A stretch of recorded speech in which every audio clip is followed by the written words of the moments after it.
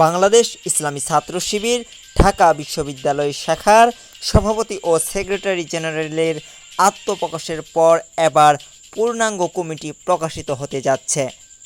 আগামীকাল বুধবার ২ অক্টোবর এ কমিটি প্রকাশ্যে আনা হবে বলে জানিয়েছেন শাখাটির secretary general S M Farhad.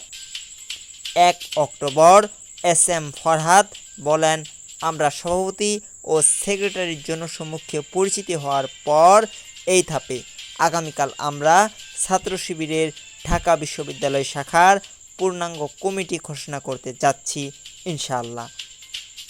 কত সদস্য বিশিষ্ট কমিটি হবে তা জানতে চাইলে তিনি বলেন, এটা আপাতত না জানাই ভালো, কালকে কমিটি ঘোষণার সময় একসঙ্গে জানাবো।